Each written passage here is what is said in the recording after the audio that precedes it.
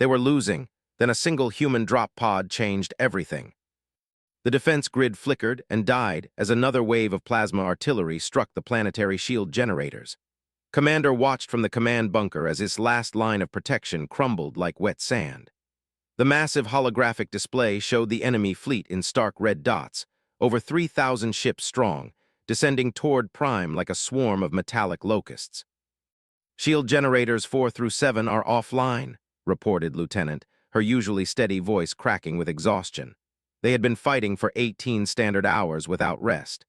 Generator 12 is showing critical stress fractures, estimate 15 minutes before total shield collapse.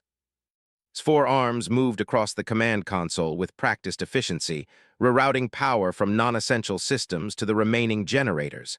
It wouldn't be enough. Nothing would be enough.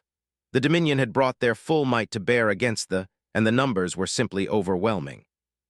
They had always been a proud warrior race. Their crystalline exoskeletons could deflect most energy weapons, and their natural ability to interface directly with technology made them formidable opponents.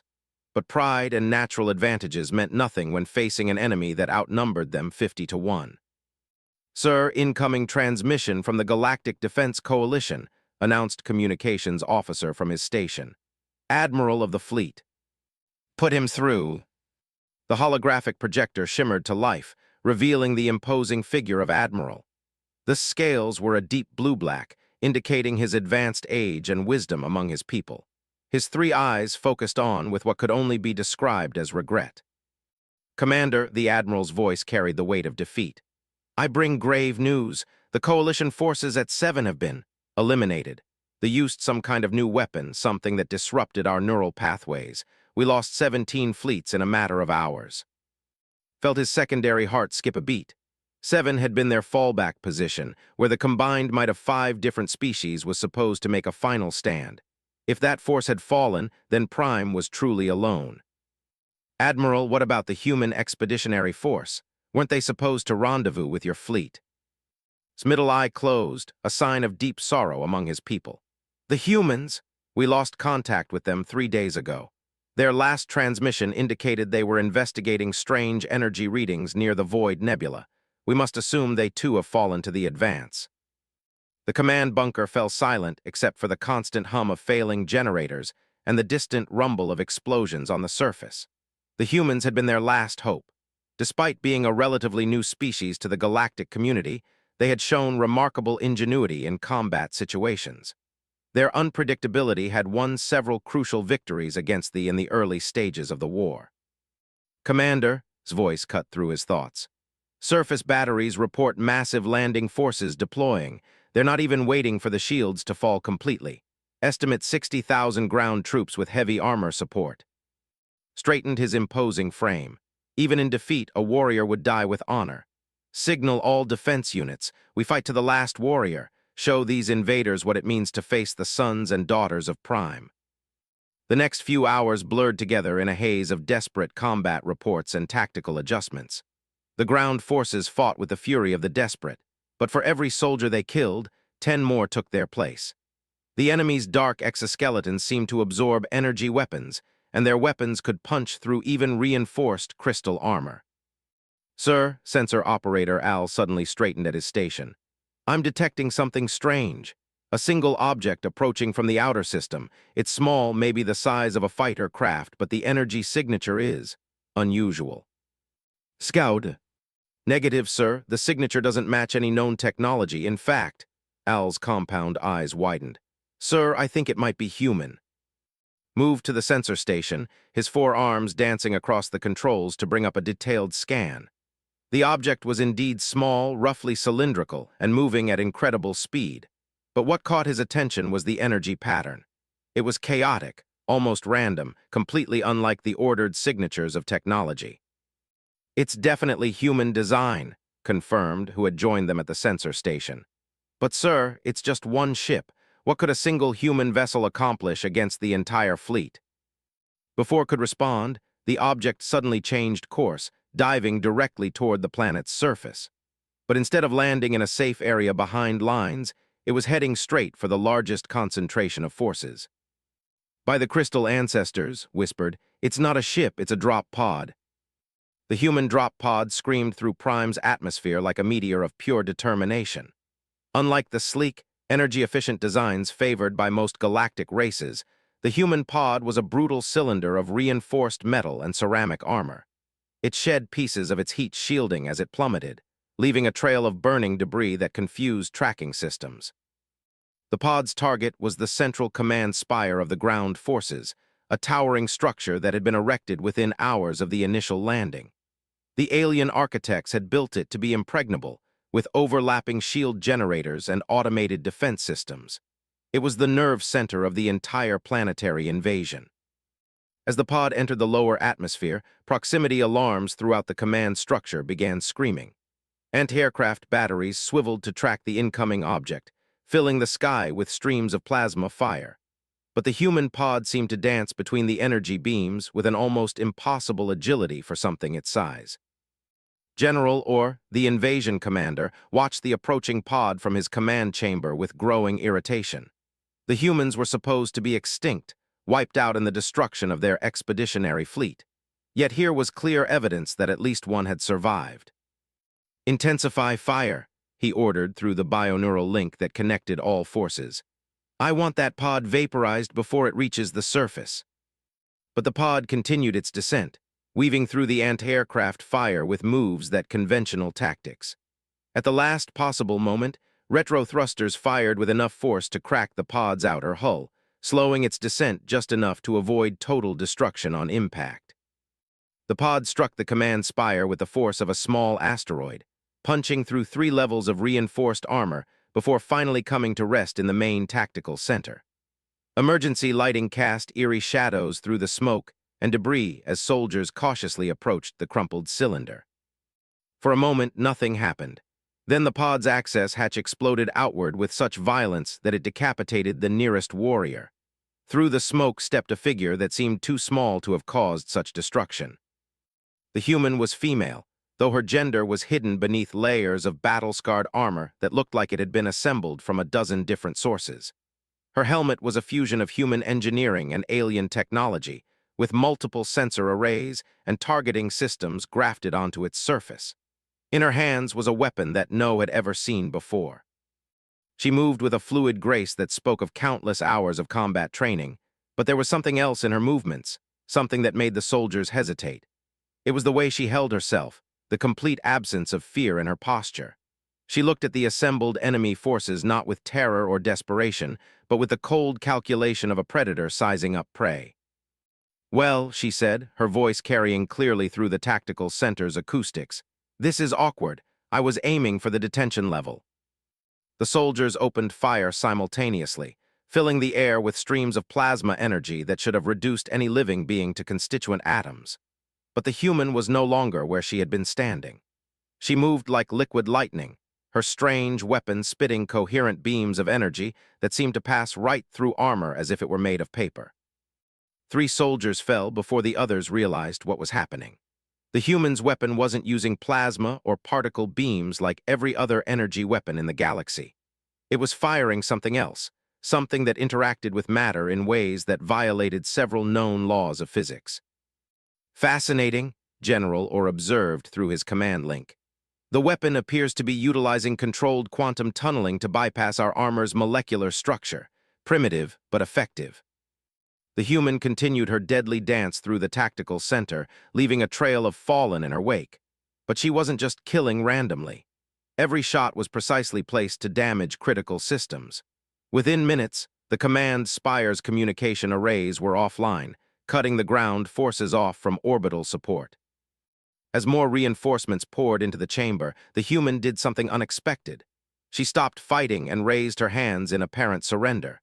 The enemy soldiers surrounded her warily, their weapons trained on her motionless form. "I formally request parley with your commanding officer," she announced in perfect battle cant, a military dialect that few outsiders had ever learned. "I have information regarding human fleet movements that may be of strategic value." General Orr himself emerged from his command chamber, his massive form towering over the captured human. Like all, he was a creature of living darkness, his exoskeleton seeming to absorb light itself. Twin rows of sensory organs lined his elongated skull, and his forearms ended in talons capable of rending steel. "Speak, human," he rumbled. "What information could one of your dying species possibly possess that would interest the Dominion?" The human's helmet retracted with a soft hiss, revealing a face that was younger than her movements had suggested. Her eyes were the color of Arctic ice, and when she smiled, it was the expression of someone who held all the cards in a game everyone else thought they were winning. "My name is Captain Sarah of the Human Deep Strike Corps," she said calmly, "and I'm here to inform you that you've made a tactical error of unprecedented magnitude." Before or could respond, apparently empty hands suddenly held two small devices that she activated with thumb presses. The devices began emitting a high-pitched whine that made the soldiers step back nervously. "You see, General, humans have a saying, never bring a knife to a gunfight. But we also have another saying, if you're not cheating, you're not trying hard enough." The devices reached peak frequency and hurled them in opposite directions.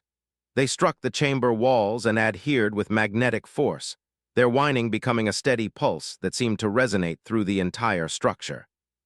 "Quantum resonance beacons," explained conversationally as soldiers raised their weapons. "They're broadcasting a very specific frequency pattern into your ship's superstructure. In about 30 seconds, every piece of technology within a 5-kilometer radius is going to experience what we humans call catastrophic quantum decoherence." Or sensory organs flared with alarm. "Impossible. No species has mastered quantum warfare to that degree." "You're absolutely right," agreed. "No single species has, but humans have this annoying habit of making friends, and when you threaten our friends, well," she shrugged, "let's just say we get creative." The pulse from the beacons suddenly changed tone, becoming deeper, more ominous. Throughout the command spire, technology began to fail in cascade failures. Lights flickered and died, weapons powered down, and most critically, the bioneural links that connected all forces went completely silent. For a species that had relied on instant communication and coordination, the sudden isolation was psychologically devastating. Soldiers began firing randomly, unable to coordinate with their fellows. Vehicles crashed as their control systems failed. Orbital ships found themselves unable to target ground positions without their surface spotters. In the chaos, Captain moved like a force of nature. Her weapons systems, apparently shielded from the quantum effects, cut through confused forces with surgical precision. But she wasn't just fighting for the sake of fighting. Every action served a strategic purpose, every casualty inflicted maximum disruption on enemy operations. From his bunker, Commander watched in amazement as formations across the planet began to collapse into disorder. His tactical displays showed enemy units wandering aimlessly, their coordination completely shattered. "By the crystal ancestors," breathed, one human did this." But was studying the tactical patterns more carefully, and what he saw made his warrior's heart sing with hope. The quantum disruption wasn't random. It was carefully orchestrated, designed to leave specific gaps in coverage while maximizing their confusion. "All units," he broadcast on all frequencies, "commence Operation Crystal Storm, target the disrupted sectors. The human has given us our opening." Across Prime, defending forces that had been pinned down for hours suddenly found themselves facing confused, isolated enemies. Warriors emerged from their defensive positions with battle cries that hadn't been heard since the ancient clan wars, pressing their advantage with the fury of the righteous. But in the command spire, Captain was facing a problem. The quantum beacons had a limited duration, and she could see technicians already working to restore their communication systems using hardened backup networks. She needed to do more than just create temporary chaos. She needed to deliver a blow that would fundamentally change the balance of power. General Orr, despite the failure of his technology, was still a formidable warrior. His natural weapons were more than capable of killing a human, and he advanced on with the confidence of a predator that had never known defeat. "Your tricks have bought you minutes, human," he snarled. "But tricks cannot overcome the inevitable. The Dominion is eternal." Backed away from the advancing general, her weapons seemingly ineffective against his natural armor. "You know, General, you're absolutely right about one thing. Tricks aren't enough." She smiled again, and this time there was something almost feral in the expression. "Good thing I didn't come here to play tricks." She reached for a device on her belt, something that looked deceptively simple compared to her other equipment. It was roughly cylindrical, covered in human writing, and emitting a soft blue glow. "What is that?" Or demanded, his advance slowing. "This," said, holding the device up so he could see it clearly, "is why humans never fight fair."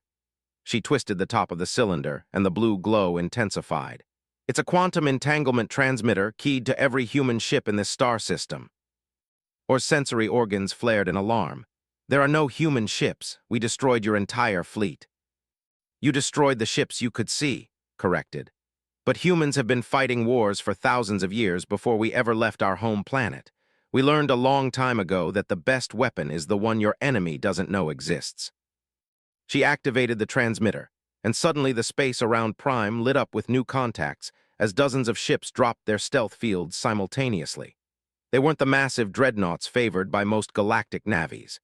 These were smaller, more agile vessels that seemed to have been designed by engineers who understood that sometimes the best armor was simply not being where the enemy expected you to be.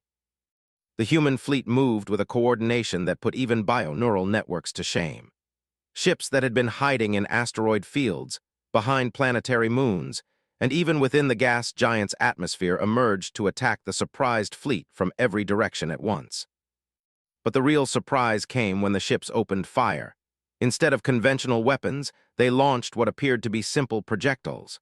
No energy signatures, no exotic matter, just chunks of metal accelerated to significant percentages of light speed. The fleet's shields, designed to deflect energy weapons and particle beams, were completely ineffective against kinetic projectiles moving at relativistic speeds. Ships that had withstood hours of crystal cannon fire were crippled or destroyed by what amounted to very expensive rocks. "Impossible," breathed, or as reports poured in through the partially restored communication network. "How did they hide an entire fleet?" "Humans are very good at hiding," replied. "We've had a lot of practice." She gestured toward the tactical displays that were showing the systematic destruction of orbital assets. "Your species makes the mistake of thinking that superior technology automatically equals superior strategy. But the thing about technology is that it always has weaknesses, and humans specialize in finding weaknesses." The battle in orbit was turning into a rout. The ships, dependent on their technological superiority, found themselves outmaneuvered and by an enemy that fought with tactics they had never encountered. Human ships used the planet's gravity well as a weapon, slingshotting around Prime to build up speed for devastating kinetic strikes. More importantly, the human fleet was specifically targeting the command and control vessels. Without their coordination networks, the enemy fleet began to fracture into individual ships, fighting desperately for survival rather than as a cohesive force. On the planetary surface, the effects of the orbital battle were immediately apparent. Ground forces, already disrupted by the quantum beacons, began receiving contradictory orders from their surviving commanders. Some units attempted to retreat to their landing zones, only to find human forces had already destroyed their transport capabilities. Captain watched the tactical displays with professional satisfaction, but her expression remained grim. The immediate crisis was passing, but she knew this was only one battle in a much larger war. "Your fleet is finished, General," she said to Or, who was staring at the displays in something approaching shock. "Your ground forces are cut off and isolated. You have perhaps 6 hours before my people finish mopping up orbital resistance and turn their attention to surface targets." Or straightened to his full imposing height. "Even in defeat, a warrior of the Dominion does not surrender." "I'm not asking you to surrender," replied. "I'm offering you a choice. You can die here uselessly, accomplishing nothing but adding to the body count, or you can live, return to your people, and tell them exactly what happened here today." The general's sensory organs focused on her intently. And what would be the purpose of such a message? His expression became deadly serious. "Tell them that humanity doesn't want this war. We never wanted this war. But if the Dominion insists on continuing it, then they need to understand what they're really fighting." She gestured toward the tactical displays showing the continuing destruction of forces. "This isn't even our main fleet, General. This is a single deep strike squadron operating independently behind enemy lines. We have dozens more like it, and every single one is staffed by humans who watched the Dominion destroy worlds full of innocent people." She stepped closer to the towering alien commander, and despite the massive difference in their sizes, it was Or who seemed to shrink back. Humans have a concept called proportional response, continued. It means that when someone hurts us, we hurt them back exactly as much as they hurt us. But we also have another concept called disproportional response. That's when someone hurts our friends. The quantum beacons finally ran out of power, their pulse fatting to silence. Throughout the command spire, backup systems began coming online, restoring partial functionality to equipment. But the damage had already been done. The carefully coordinated invasion had become a chaotic retreat. General Orr looked around at the devastation in his command center, then back at the small human who had single-handedly orchestrated the destruction of an entire fleet. For the first time in his military career, he was beginning to understand what fear truly meant. How, he asked simply, how did one human accomplish all of this? Captain smiled, but there was no warmth in the expression. General, you made the same mistake everyone makes when they first encounter humanity. You assumed we fight the way everyone else fights. You prepared for the kind of war you understood. She began walking toward the breach her drop pod had created in the spire's wall, stepping carefully over the debris and fallen soldiers.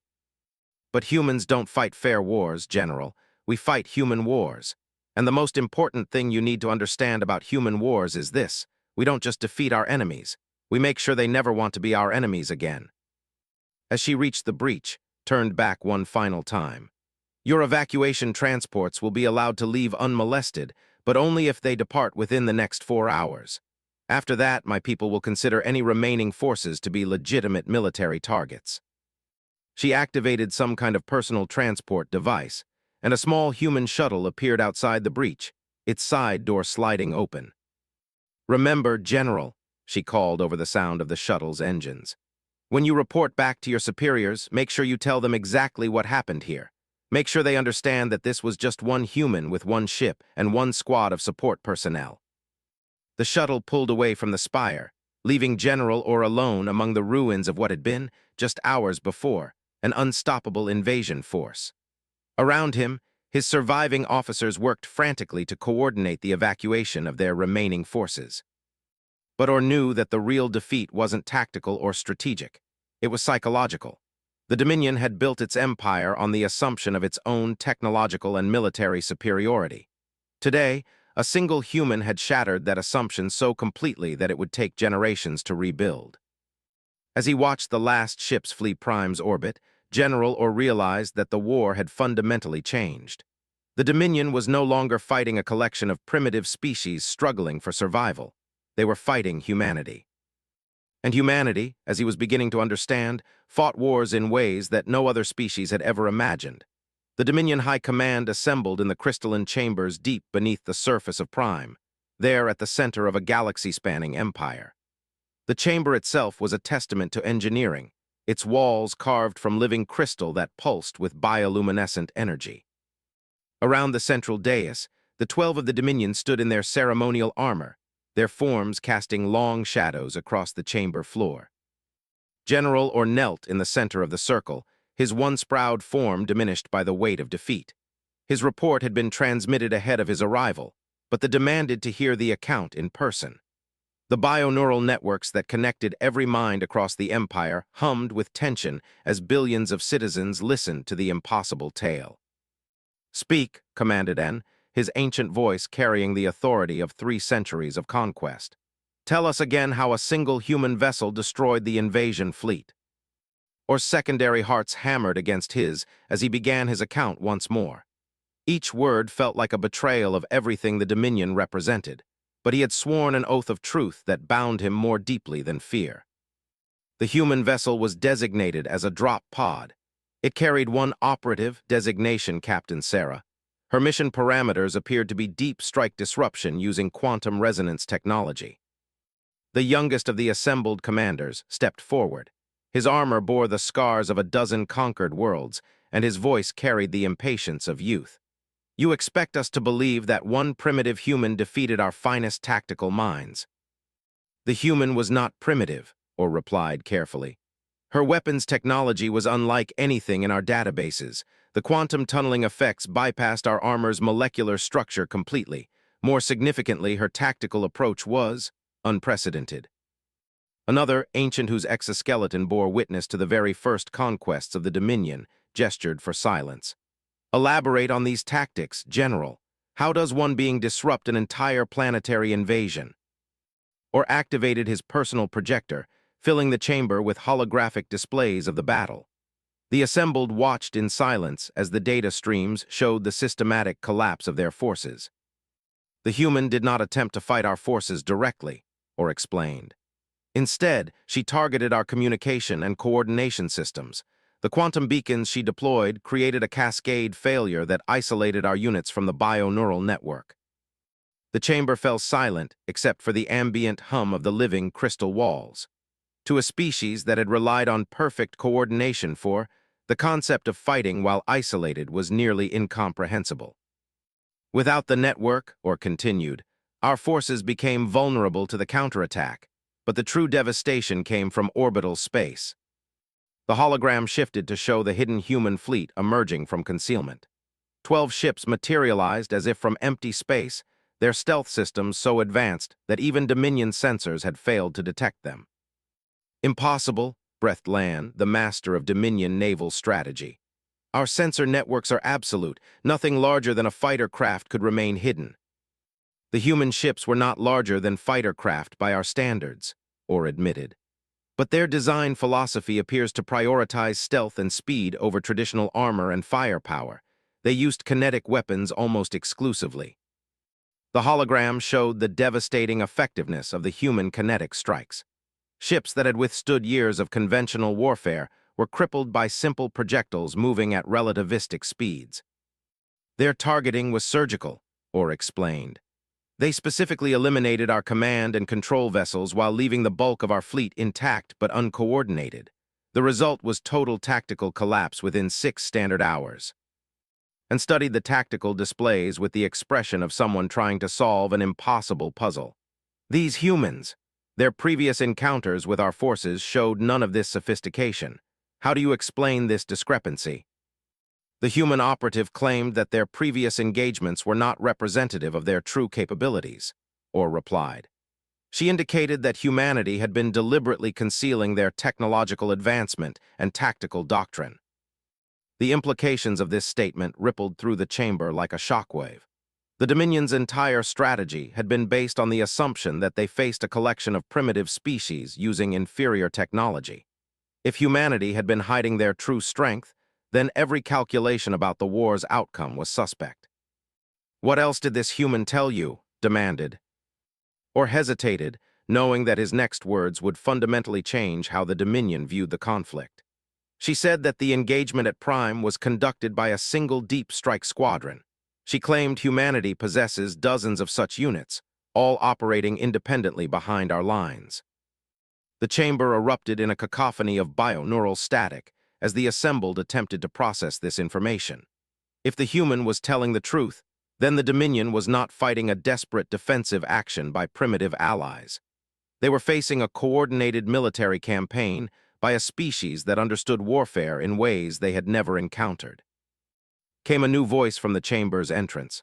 All heads turned to see Tactician Eth, the Dominion's chief intelligence analyst, approaching with data crystals clutched in his forearms. I bear urgent intelligence from our deep space reconnaissance networks. He activated a large-scale galactic display that filled the chamber with pinpoints of light representing star systems across the galaxy. Over the past 7 cycles, we have lost contact with observation posts in these sectors. Red lights began appearing throughout the display, showing a pattern of missing outposts that formed a rough circle around human space. Initially, we attributed these losses to equipment failures or natural phenomena, Eth continued. But given General Orr's report, I have been forced to reconsider our assumptions. The pattern was undeniable. Someone had been systematically eliminating Dominion surveillance assets in a carefully planned operation that created blind spots in their intelligence network. The humans have been watching us, observed with something approaching respect in her ancient voice. They have been learning our patterns, our weaknesses, our tactical doctrine. While we believed ourselves to be the hunters, we were actually the prey. And stepped forward to study the display more closely. Tactician, what is your assessment of human military capabilities based on this new intelligence? Ed's compound eyes flickered with uncertainty. I must admit that our previous assessments were fundamentally flawed. If the humans have been conducting covert operations of this sophistication for extended periods, then their technological and tactical capabilities may exceed our own in specific areas. The admission sent another wave of bioneural static through the chamber. For a species that had conquered dozens of civilizations through technological superiority, the concept of facing an enemy with superior capabilities was almost beyond comprehension. "What do you recommend?" asked. Before Eth could respond, an emergency alert began pulsing through the chamber's communication system. The crystalline walls flashed red as priority transmissions flooded the network. "Report," commanded N. The voice of Fleet Admiral filled the chamber, distorted by distance and interference. "We are under attack at Nexus Station Omega. Multiple human vessels using unknown technology. Our defenses are ineffective."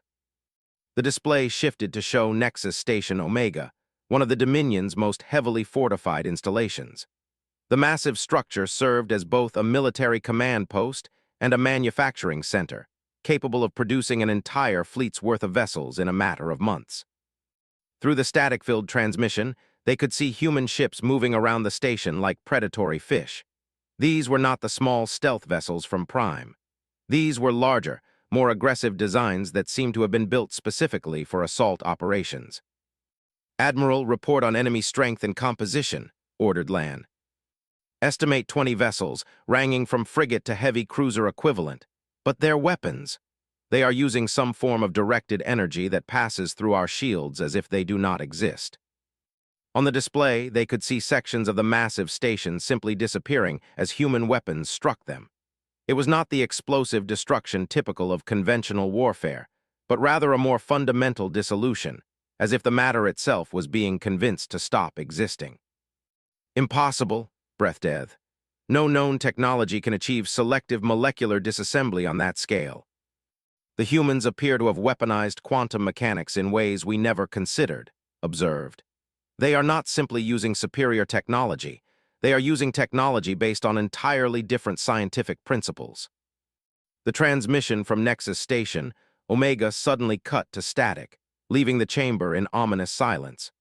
The loss of such a critical installation would cripple Dominion operations in an entire sector of the galaxy. Or spoke quietly from his position in the center of the circle. The human operative at Prime made specific mention of humanity's approach to warfare. She indicated that humans do not fight to simply defeat their enemies, but to ensure their enemies never want to fight them again. "Explain," demanded N. She spoke of concepts called proportional response and disproportional response, or continued. "The human claimed that when someone hurts humanity, they respond with equal force, but when someone hurts humanity's allies." He gestured toward the now silent display where Nexus Station Omega had been. "I believe we are witnessing disproportional response. Humanity is not simply defending themselves. They are sending a message." The chamber fell into contemplative silence as the assembled commanders attempted to process the implications. The Dominion had built its empire on the principle of overwhelming technological superiority. They conquered other species by demonstrating the futility of resistance. But humanity appeared to be using the same psychological warfare principles against them. "Tactician Eth," and said finally, "initiate a complete intelligence review of all human encounters. I want to know everything we have missed, every assumption we have made incorrectly." "Yes, but sir, based on the evidence we have seen, I must recommend that we consider the possibility that humanity has been manipulating our intelligence gathering from the beginning. If they have been conducting covert operations for extended periods, they may have been feeding us false information about their capabilities." The implications of this possibility were staggering. If humanity had been deliberately appearing weak while secretly preparing for war, then every strategic calculation the Dominion had made was based on false premises. Interjected, we must also consider the possibility that this is not simply about human capabilities. The attack on Nexus Station Omega was coordinated with the action at Prime. This suggests a level of strategic planning that extends beyond individual tactical encounters. "You believe the humans are implementing a galaxy-wide campaign?" asked. I believe the humans have been implementing a galaxy-wide campaign for some time, replied. We have simply been too blind to see it. As if summoned by his words, another priority alert began pulsing through the chamber. This time, the transmission came from 3 different sectors simultaneously, all reporting similar attacks by human forces using identical tactics and technology. It has begun, Eth whispered as the reports flooded in. Whatever the humans have been planning, they are implementing it now. The display showed a galaxy-wide map with red indicators appearing at Dominion installations across dozens of star systems. The attacks were not random. They followed a clear pattern, targeting the most critical infrastructure while leaving civilian populations untouched. They are dismantling our military capacity systematically, observed Lan with grudging professional respect. This is not the desperate thrashing of a cornered species. This is the methodical execution of a comprehensive strategic plan. Came another voice from the chamber's entrance. Security Coordinator L approached with obvious urgency. I have critical intelligence from our deep infiltration operatives within human space. He activated his personal projector, displaying intercepted human communications. These are transmissions we captured from human military command structures during the early phases of the war. They have been encrypted using mathematical principles we do not understand, but our cryptographic experts have made progress. The translations appeared on the display, and their content sent another wave of shock through the chamber. The humans had not been surprised by the Dominion's declaration of war. They had been expecting it. According to these communications, L continued, humanity anticipated Dominion aggression based on historical patterns of expansion. They began preparing countermeasures before hostilities officially commenced. The intercepted messages showed a level of strategic thinking that impressed even the veteran. Humanity had studied the Dominion's previous conquests, identified weaknesses in their tactical doctrine, and developed specific countermeasures for each observed pattern. More disturbing, L added, these communications reference contingency protocols for scenarios involving genocide attempts against allied species. The humans appear to have planned responses to threats against their allies that are significantly more severe than responses to direct attacks against human interests. This explained the disproportional response the human operative had mentioned. Humanity was not simply defending themselves or their allies. They were implementing predetermined punishment protocols designed to ensure that the concept of harming human allies became psychologically unthinkable to their enemies. General Orr spoke again, his voice heavy with the weight of terrible understanding. I believe we have fundamentally misunderstood the nature of humanity's participation in the galactic community. Elaborate, commanded N. We assumed that humanity aligned with other species out of weakness, seeking protection through alliance with more powerful neighbors, Orr explained.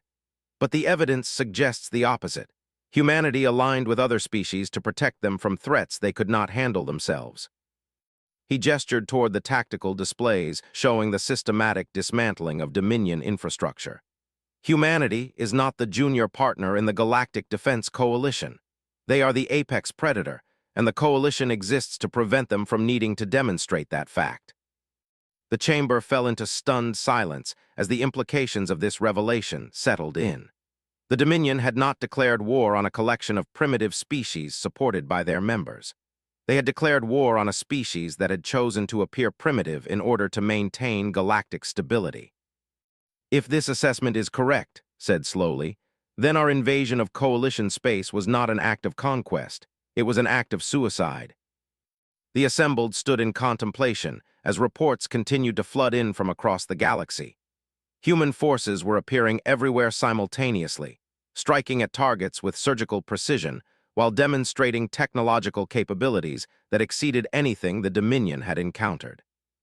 What are your orders? Asked L, and looked around the circle at his fellow commanders, seeing his own uncertainty reflected in their expressions. For the first time in Dominion history, they faced an enemy that they did not understand and could not defeat through conventional means. Begin immediate withdrawal of all forces from coalition territory, he commanded finally. Initiate diplomatic contact with human leadership. We must determine if this war can be ended before humanity decides to demonstrate the full extent of their capabilities. And if they refuse negotiations? Asked, and studied the display showing the galaxy-wide human offensive, watching as another critical Dominion installation simply ceased to exist under human weapons fire. Then we pray that their concept of proportional response extends to surrender, he replied grimly. Because if humanity decides that the Dominion itself represents a threat to galactic stability. He left the sentence unfinished, but the implication was clear to everyone in the chamber. The Dominion had built its empire through conquest and technological superiority. They had never encountered an enemy capable of threatening their existence. Now they faced a species that had spent generations pretending to be weak, while secretly developing the capability to dismantle their entire civilization. And that species had just discovered that the Dominion was willing to commit genocide against their friends. In the depths of space above Prime, undetected by even the most sophisticated Dominion sensors, a small human observation probe recorded the proceedings in the crystalline chamber. The data would be transmitted back to human command through quantum entanglement networks that operated outside the normal laws of spacetime. Humanity had been watching, humanity had been learning, and now, finally, humanity had decided it was time to stop pretending to be weak. The probe's final transmission contained a simple message in standard galactic common. They understand. Proceed to Phase 2. Across the galaxy, the real war was about to begin. Captain Sarah stood in the observation deck of the HSS Prometheus, watching through the transparent aluminum viewports as the massive human fleet assembled in the shadow of Luna. The ships that had once hidden behind stealth fields and operated in the dark spaces between stars now revealed themselves in their full glory, and the sight was enough to humble even someone who had grown up surrounded by humanity's military might. These were not the sleek, elegant vessels favored by most galactic civilizations. Human warships looked like what they were, instruments of controlled destruction built by a species that had learned warfare in the depths of gravity wells and the vacuum of space simultaneously.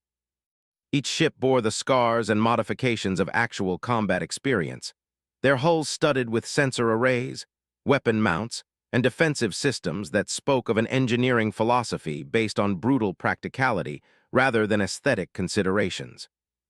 Admiral Martinez would like to see you in the Strategic Planning Center, announced Lieutenant Commander Jackson from the observation deck's entrance. His voice carried the careful respect due to someone who had just single-handedly changed the course of an interstellar war.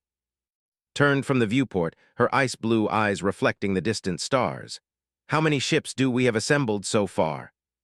437, with more arriving every hour, Jackson replied. The engineering corps is working around the clock to bring the reserve fleets online. Nodded thoughtfully. The reserve fleets had been humanity's most closely guarded secret, ships built in hidden shipyards throughout the solar system and crewed by personnel who had trained for decades without ever expecting to see actual combat. Now those crews were about to face the largest military force in galactic history. The Strategic Planning Center occupied the entire lower deck of the Prometheus, its walls covered with holographic displays showing tactical information from across the galaxy. Admiral Martinez stood at the central command console, her graying hair pulled back in a regulation bun that had somehow survived 3 days of continuous crisis management.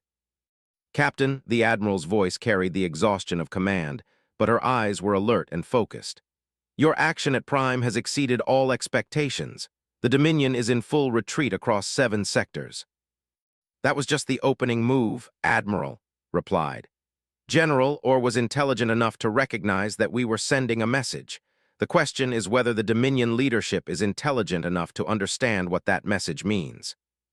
Martinez gestured toward the displays showing Dominion force movements throughout the galaxy. Our intelligence suggests they're attempting to consolidate their forces around their core systems. Classic defensive posture for a species that suddenly realized they're outmatched. Have they attempted diplomatic contact yet? 3 hours ago, very formal, very careful. They're requesting a cessation of hostilities and negotiations for a permanent peace treaty. Martinez's expression was grim. They also offered territorial concessions and reparations for the worlds they've attacked. Studied the tactical displays, noting the speed and coordination of the Dominion withdrawal. They're scared. Good. Fear makes them predictable. The Coalition Council is divided on how to respond, Martinez continued. They and the want immediate negotiations. They are calling for total Dominion surrender, and the smaller species are looking to us for leadership. This was the moment had been dreading. Humanity had spent generations carefully managing its public image, appearing to be the junior partner in galactic affairs while secretly serving as the Coalition's hidden strength. Now that facade was crumbling, and the responsibility for the galaxy's future was falling squarely on human shoulders. "What's our assessment of Dominion sincerity?" asked. Lieutenant Commander Torres stepped forward from her position at the intelligence console. "Analysis of their diplomatic communications suggests genuine fear rather than tactical deception. The language patterns indicate they believe themselves to be facing an existential threat."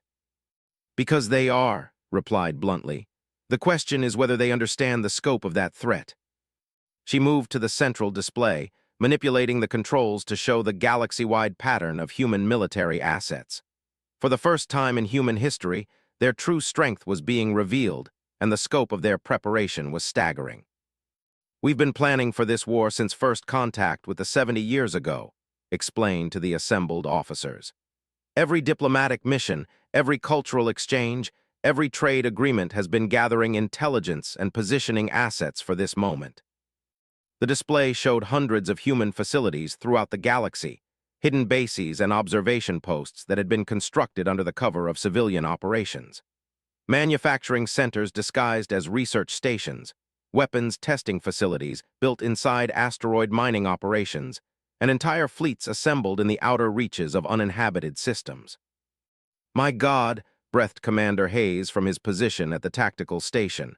"How did we manage to keep this secret for so long?" "Because we made sure every other species in the galaxy wanted to believe we were harmless," replied. "Humans have this reputation for being emotional, unpredictable, slightly primitive compared to our neighbors. We cultivated that image because it made everyone underestimate us." Admiral Martinez activated another display showing the current status of Coalition forces. "The other species are only now beginning to understand what they've been allied with. They are calling it the Great Revelation. They are using a phrase that translates roughly as the sleeping giant awakens." "And how are they handling the revelation?" "Mixed reactions. Some are grateful that we've been protecting them without their knowledge. Others are concerned about the implications of having such a powerful ally.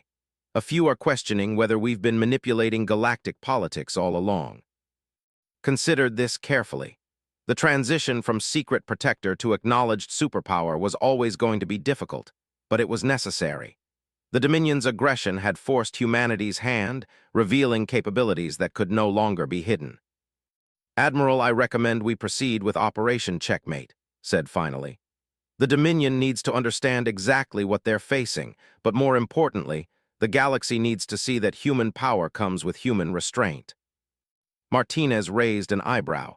"You're suggesting we demonstrate our full capabilities?" "I'm suggesting we demonstrate enough of our capabilities to ensure this war ends permanently," corrected. "The Dominion built their empire on the principle of technological superiority. They conquered other species by proving that resistance was futile. We need to prove the same thing, but we need to do it in a way that shows we're not interested in conquest." The Admiral studied the tactical displays for a long moment. Operation Checkmate had been planned for decades, but actually implementing it would fundamentally change the balance of power in the galaxy. Once humanity revealed the full extent of their technological advancement, there would be no going back to the careful pretense of equality they had maintained for so long. "Implement Operation Checkmate," Martinez ordered. "All task forces are authorized to reveal secondary weapon systems and deploy restricted technology assets." Throughout the assembled human fleet, ships that had appeared to be powerful warships suddenly began reconfiguring themselves into something far more threatening. Hull plates slid aside to reveal weapon systems that had never appeared in any public database. Engines that had seemed impressive by galactic standards suddenly showed their true output as ships accelerated beyond anything thought physically possible. But the real surprise came from the seemingly empty space around the fleet. Massive structures began materializing as their stealth fields deactivated, revealing construction projects that dwarfed anything in the known galaxy. Orbital manufacturing platforms the size of small moons, weapons testing facilities that could simulate stellar-level energy outputs, and shipyards capable of producing entire fleets in a matter of weeks. Jesus, whispered Commander Hayes as the full scope of human infrastructure revealed itself. How long have we been building all of this? Since the day we made first contact with an alien species, replied. Humanity learned a long time ago that if you want peace, you prepare for war. But more importantly, if you want to protect your friends, you prepare for their wars too. The communication systems suddenly came alive with transmissions from across the galaxy, as other species detected the massive energy signatures appearing throughout human space. The careful diplomatic language that had characterized communication for generations gave way to messages that could only be described as awestruck. Captain, called Lieutenant from the communications station. Priority transmission from the Dominion High Command. They're requesting immediate emergency negotiations. Put it through. The holographic projector filled with the image of N, his ancient features showing stress fractures that spoke of psychological pressure beyond normal tolerance. Behind him, the crystalline chamber of the High Command was filled with frantic activity as staff officers struggled to process the implications of what they were seeing. Captain, N's voice carried a formality that barely concealed desperation. I speak for the Dominion High Command in requesting immediate cessation of all hostile activities. Replied with careful neutrality. I'm authorized to discuss terms, but only if you're prepared to address the fundamental issues that led to this conflict. We were not aware of humanity's true capabilities. Our intelligence was clearly inadequate. We offer full withdrawal from all coalition territory and reparations for damages inflicted during our misunderstanding. Studied the alien leader carefully. The psychological pressure was clearly enormous, but she needed to ensure that the lesson being learned was permanent rather than temporary. The issue is not simply territorial or economic. Your species initiated this conflict with the explicit goal of destroying civilian populations. That represents a fundamental threat to galactic stability that cannot be addressed through simple withdrawal. N's compound eyes focused on her with obvious confusion. What additional terms do you require? Complete demilitarization of the Dominion military forces, stated calmly. Supervised disarmament of all weapons capable of planetary destruction. Establishment of coalition monitoring stations throughout Dominion space. And most importantly, formal recognition that any future aggression against civilian populations will be met with decisive response. The silence that followed her words was profound. In galactic history, no species had ever voluntarily accepted such comprehensive limitations on their sovereignty. But as the assembled human officers waited for a response, they all understood that the alternative was the complete destruction of civilization. These terms, and began, then stopped as another appeared beside him in the holographic display. Captain, the new figure spoke with the authority of extreme age. I have witnessed the rise and fall of 17 different galactic civilizations over my lifetime. I have seen species transcend to energy forms, others devolve into barbarism, and a few simply choose to end their existence rather than face inevitable defeat. Waited respectfully as the ancient alien continued. In all my centuries of observation, I have never encountered a species capable of the technological advancement you have demonstrated while maintaining the restraint you have shown. Your forces could have destroyed our within hours of revealing themselves, yet you choose negotiation. Because destruction is not our goal, stability is our goal, peace is our goal. Then perhaps, said carefully, it is time for the Dominion to learn a new way of existing in the galaxy. The negotiation that followed lasted for 6 standard hours, but the outcome was never really in doubt. The Dominion faced a choice between accepting unprecedented limitations on their power or facing the complete annihilation of their civilization. When presented with those options, even the most prideful warrior culture in the galaxy could recognize the wisdom of surrender. The formal treaty signing took place aboard the Coalition flagship, with representatives from every member species present to witness the end of the largest war in galactic history. The Dominion delegation arrived under heavy guard, but the precautions proved unnecessary. The psychological impact of humanity's revelation had been so profound that even the most aggressive warriors showed none of their usual hostility. Captain stood with the other human representatives, watching as an affixed his genetic signature to the treaty documents. The ancient ritual of formal surrender had been adapted to accommodate the biological requirements of multiple species, but the fundamental meaning remained unchanged. With this signature, intoned Secretary General Williams of the Coalition Council, the Dominion formally accepts the terms of permanent peace and commits to the establishment of a new galactic order based on mutual cooperation rather than conquest. The ceremony was broadcast throughout the galaxy, carried by quantum communication networks to billions of sentient beings who watched as the most powerful military force in galactic history formally submitted to the authority of the Coalition.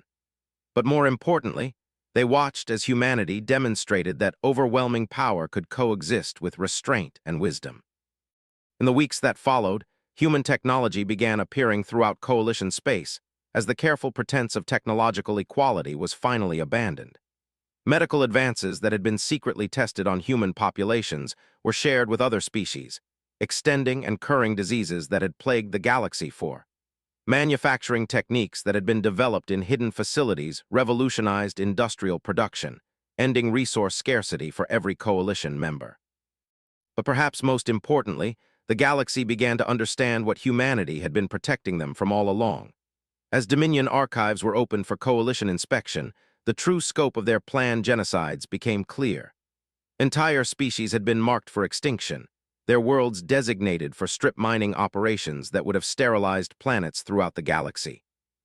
"We owe humanity a debt that can never be repaid," declared Chancellor of the Assembly during the first post-war Coalition Council meeting. "They have been our guardians for generations, protecting us from threats we never even knew existed." Captain, now promoted to Admiral and serving as humanity's official representative to the Coalition Council, stood before the assembled delegates with the weight of a new era on her shoulders. "The galaxy stands at a crossroads," she began. "For the first time in history, we have the opportunity to build a civilization based on cooperation rather than conquest, on protection rather than predation. Humanity offers its technology, its knowledge, and its strength in service of that goal." She paused, looking around the chamber at representatives from dozens of species who had spent their entire lives believing that humanity was simply another member of their alliance rather than its secret protector. But this new era comes with new responsibilities for all of us. The power to protect is also the power to destroy, and that power must never be used carelessly or in anger. Humanity has spent generations learning to bear that responsibility. Now we must all learn to share it. The vote to accept humanity's proposal for a new galactic government was unanimous, but knew that the real work was just beginning.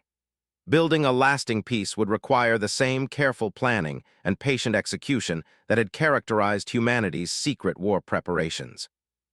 As she left the council chambers, Admiral paused at the observation deck overlooking the Coalition capital.